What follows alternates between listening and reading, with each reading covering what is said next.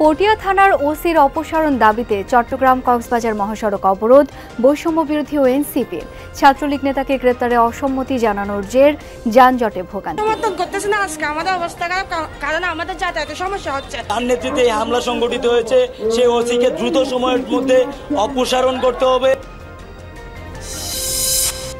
বন্দরনগরীর হালি শহরে র্যাবের অভিযানে বিপুল পরিমাণ ভিওআইপি সরঞ্জাম জব্দ, চক্রের অন্যতম এক হোতা আটক। পাহাড়ের সীমান্ত সড়ক খুলেছে নতুন দুয়ার, ৩ জেলায় প্রকৌশল উৎকর্ষতা দৃষ্টান্ত স্থাপন করেছে সেনাবাহিনীর ইঞ্জিনিয়ার কনস্ট্রাকশন ব্রিগেড। রোড কনস্ট্রাকশনের মাধ্যমে আমরা সেই জায়গাগুলিতে অবস্থান করছি, সীমান্ত বরাবর এখন টহল দিচ্ছি।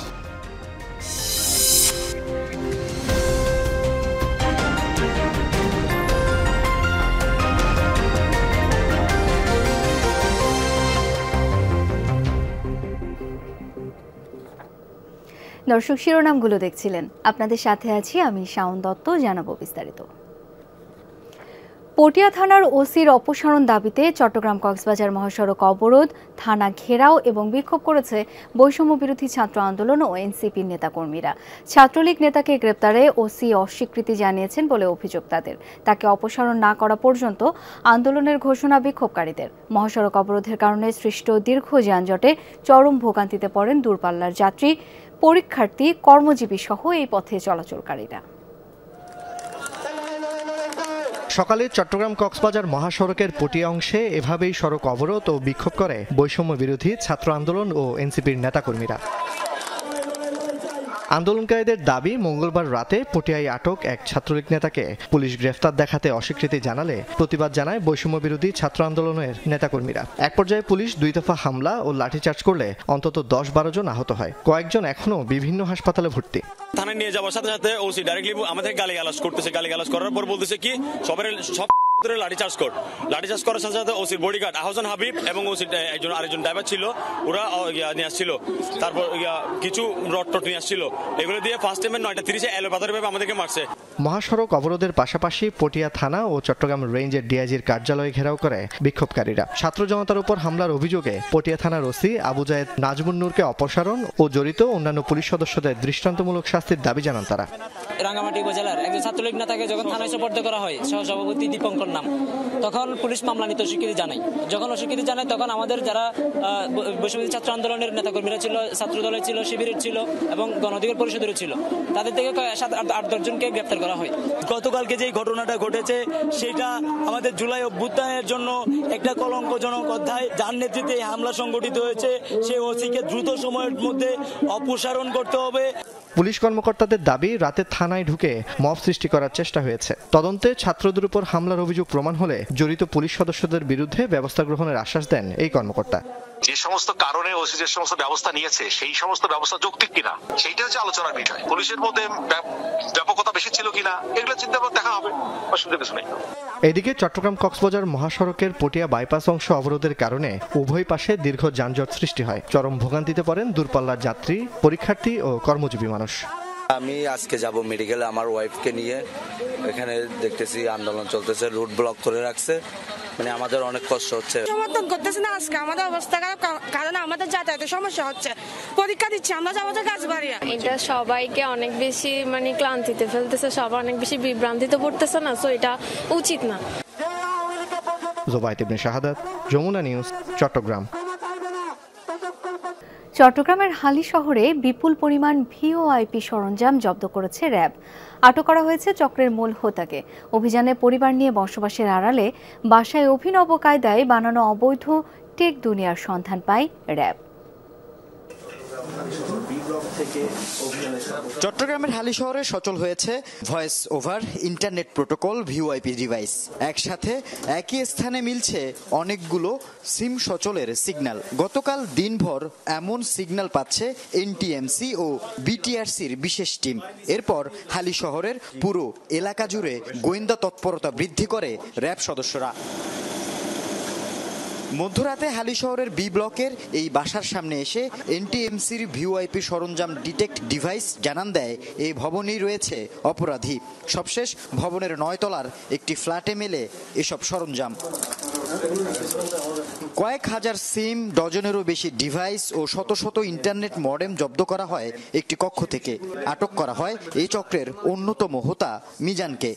তথ্য ছিল যে একটা বাসার থেকে অবৈধভাবে ভিওআইপি বিজনেস পরিচালনা করা হচ্ছে। তো সেই তথ্যসূত্র ধরে আজকে আমাদের এই অভিযানটা পরিচালনা করা এবং আমরা আজকের এই অভিযানে একজন অভিযুক্ত ব্যক্তিকে আটক করতে সক্ষম হয়েছি এবং সেই সাথে আমরা বিপুল পরিমাণে ভিওআইপি ব্যবসার সাথে জড়িত ইকুইপমেন্টস ক্যাপচার করতে সক্ষম হয়েছি। র্যাব বলছে সিমগুলো সংগ্রহ করা হয়েছে অবৈধ উপায়ে। প্রতিটি সিমই অন্যের নামে রেজিস্ট্রেশন করা। 1000 টাকার বিনিময়ে এমন 20টি সিম সংগ্রহ করত চক্রটি।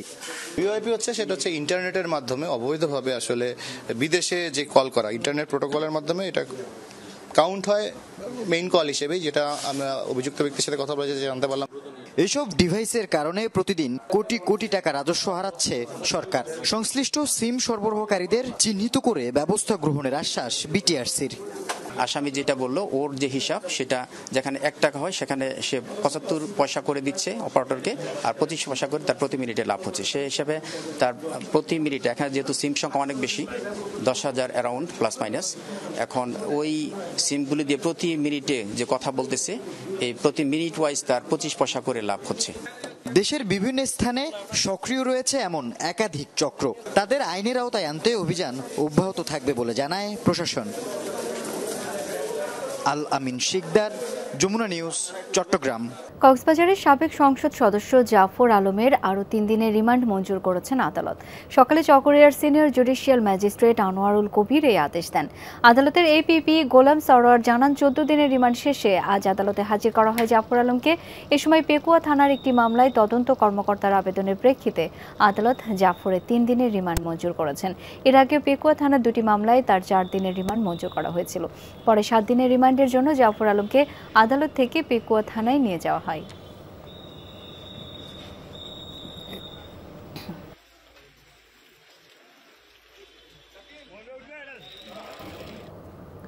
কুমিল্লার মুরাদনগরে গৃহবধূ নির্যাতনের প্রতিবাদে চট্টগ্রামের ফটিকছড়িতে মানববন্ধন করেছে বাংলাদেশ হিন্দু বৌদ্ধ খ্রিস্টান ঐক্য পরিষদ।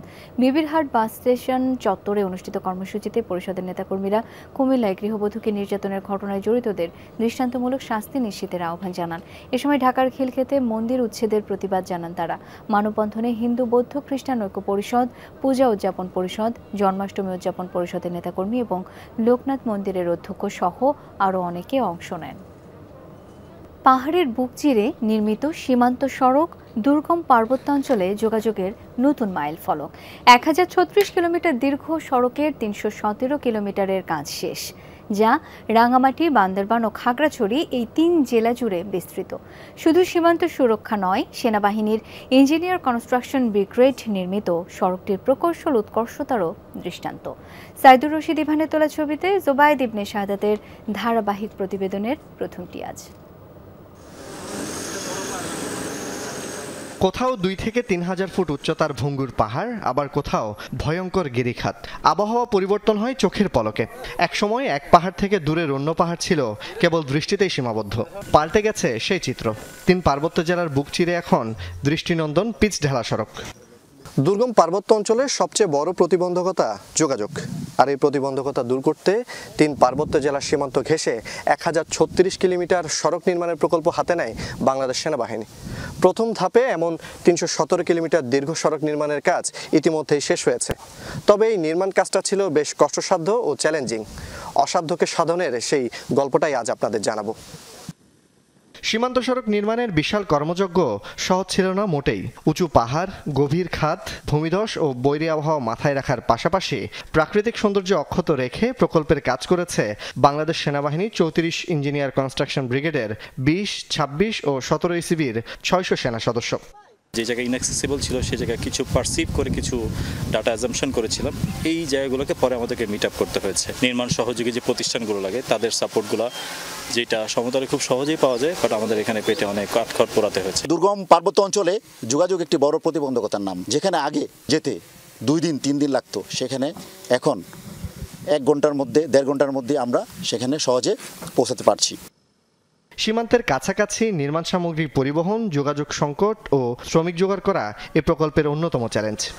যে দ্রব্যাদি ব্যবহৃত হয় সেখানে আমরা বিভিন্নভাবে চেক করি যাতে সঠিক গুণগত মান রেখে আমাদের কাজ শেষ করা যায়। বিভিন্ন কনসালটেন্টের সমন্বয়ে টিম গঠন করে এই বিষয়গুলো আমরা সমাধান করি। প্রথম ধাপে ৩,৮৬১ কোটি টাকায় ৩১৭ কিলোমিটার সড়ক নির্মাণ শেষ। দ্বিতীয় ও তৃতীয় ধাপে বাকি ৬৬৭ কিলোমিটার নির্মিত হলে এটি হবে দেশের দীর্ঘ সড়ক নেটওয়ার্ক। ফিজিবল রোড কনস্ট্রাকশনের মাধ্যমে আমরা সেই জায়গাগুলিতে মুভ করছি, অবস্থান করছি। নিরাপত্তা বাহিনী আমাদের, বিশেষ করে বিজিবি সহ অন্যান্য যারা আইন প্রয়োগকারী সংস্থা রয়েছে, তারা সেই জায়গায় সীমান্ত বরাবর এখন টহল দিচ্ছে। জুবায়েদ ইবনে শাহাদাত, যমুনা নিউজ, খাগড়াছড়ি। খাগড়াছড়িতে খোলা বাজারে চাল আটা বিক্রয় শুরু হয়েছে। সকালে সদরের শালবন এলাকায় কার্যক্রমের উদ্বোধন করেন জেলা প্রশাসক KBM ইফতেখারুল ইসলাম খন্দকার। জেলা সদরের 12টি পয়েন্টে এই কার্যক্রম শুরু হয়। 42 জন ডিলারের মাধ্যমে চলবে কার্যক্রম। খোলা বাজারে প্রতি কেজি 30 টাকা দরে 5 কেজি চাল এবং 24 টাকা দরে আটা পাবেন ক্রেতা। কেউ যেন OMS কার্যক্রম থেকে বঞ্চিত না হয় সেজন্য ডিলারদের সতর্ক করেছেন জেলা প্রশাসক।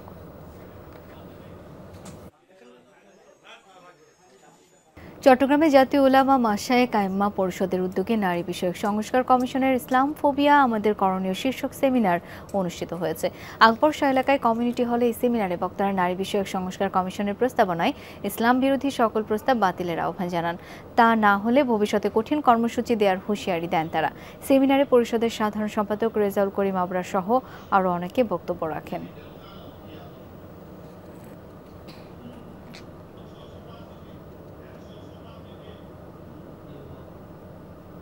খাগড়াছড়িতে সদর কৃষি সম্প্রসারণ অধিদপ্তরের উদ্যোগে পার্টনার ফিল্ড স্কুল কংগ্রেস অনুষ্ঠিত হয়েছে।